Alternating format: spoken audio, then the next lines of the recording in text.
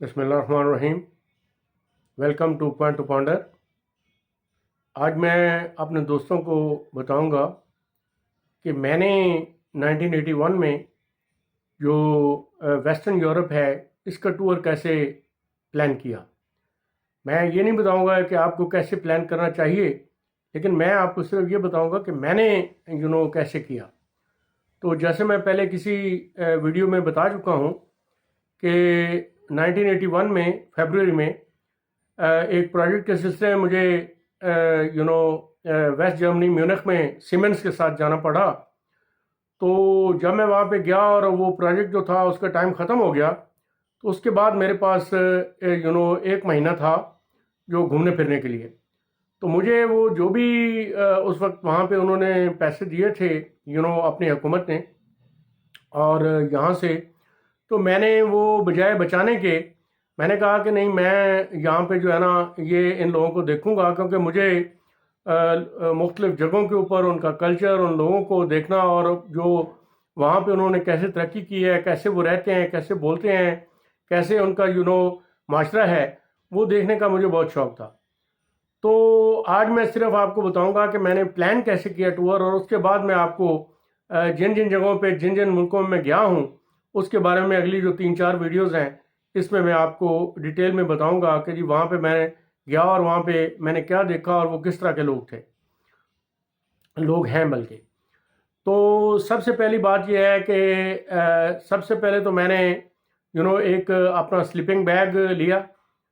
उसके बाद मैंने एक टेंट लिया, और उसके बाद क्योंकि मैं अकेला था और मैं टूरिस्ट था, मतलब है मैं कोई विजिटर नहीं था या मैं कोई पुरफजा मकाम पे नहीं जा रहा था, बल्कि मैं टूरिस्ट था। तो उसके बाद मैं ये जर्मनी मेरा बेस था बेसिकली। तो वहाँ पे मैं एक यूरल रेल पास जो है वो मैंने लिया रेलवे स्टेशन के ऊपर जाकर। अब वहाँ पे यूरल रेल पास ये होता है कि जी आप सेकंड क्लास का टिकट लेते हैं, किराया देते हैं, और फर्स्ट क्लास में जो है आप एक महीने के लिए ट्रैवल कर सकते हैं एक मुल्क से दूसरे मुल्क में। तो वहाँ पे चूंकि जो वीज़ा है उसका प्रॉब्लम कोई नहीं होता। आप किसी कंट्री के भी जो खा आप हवाई जहाज़ से जाएं, फेरी से जाएं, ट्रेन से जाएं, बस से जाएं, तो आप जहाँ पे भी जाते हैं तो वो आपको वहाँ पे टर्मिनल के ऊपर ही जो है आपको विजिटिंग वीज़ा जो है वो दे देते हैं।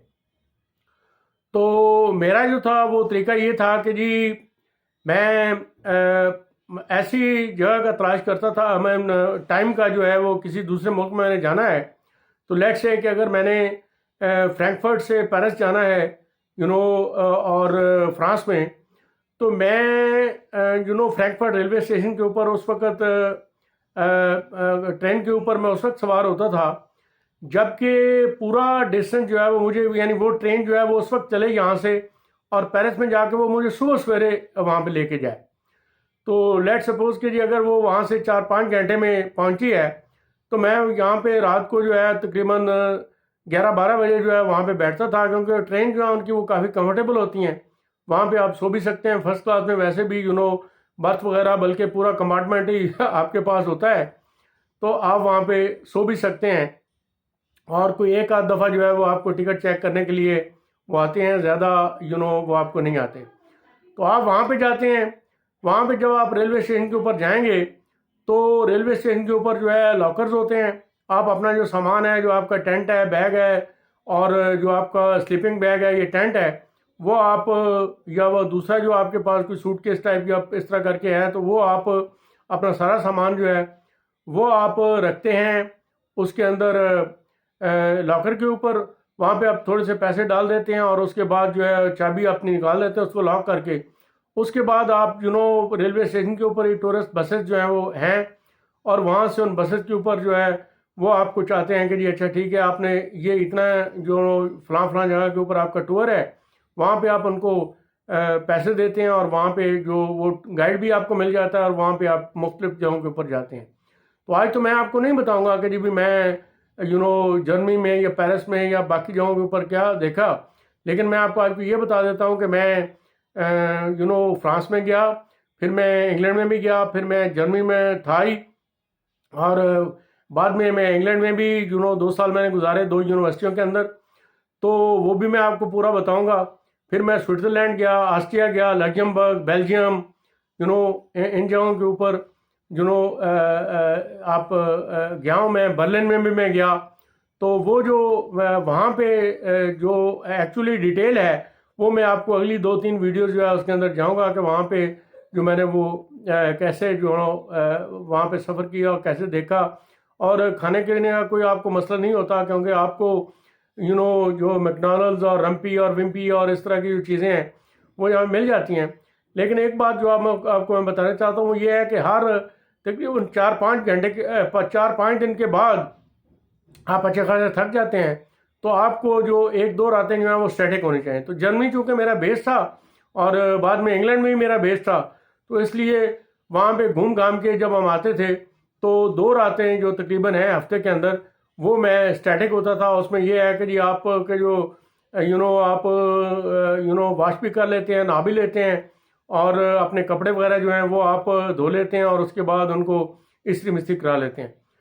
तो आज तो मैंने दोस्तों को सिर्फ इतना ही बताना था कि जी how I plan the tour. तो उसके बाद इंशाल्लाह अगली जो 3-4 वीडियो हैं उसमें मैं एक आध मुल्क लेके और उसके बाद उसमें मैं कहाँ कहाँ पे गया और कैसे लोग थे वहाँ पे, वो मैं आपको इंशाल्लाह ताला बताऊँगा। तो अगर आपको ये मेरी वीडियो जो है ये अच्छी लगी है तो उसको लाइक कीजिए, सब्सक्राइब कीजिए और उसके बाद जो है आप कमेंट सेक्शन में भी दें कि जी इसमें आप ये भी कर सकते हैं, ये भी कर सकते हैं। हाँ, एक चीज़ जो मैं बताना भूल गया वो ये था कि जी वो टेंट मैंने लिया था कि टूरिस्ट प्लेसेस टूरिस्ट जो साइट्स हैं वो वहाँ पे कैंपिंग साइट्स उनकी होती हैं, तो वहाँ पे मुझे जाने का मौका नहीं मिला। मैं ज़्यादातर जो है वो रातें जो है वो ट्रेन में ही गुजारी हैं और दिन जो है वो घूमने फिरने में गुजारा है। ठीक है ना जी। तो इसलिए वो, लेकिन मैंने एहतियातन टेंट ले लिया था कि अगर कहीं किसी वक्त कैंपिंग करनी भी पड़े तो मैं वो भी कर लूँगा। ठीक है। तो आज मैंने आपको इतना ही बताना था। Thank you very much. Like it, subscribe it और कमेंट सेक्शन में भी दें। तो खुदा हाफिज़, वस्सलाम।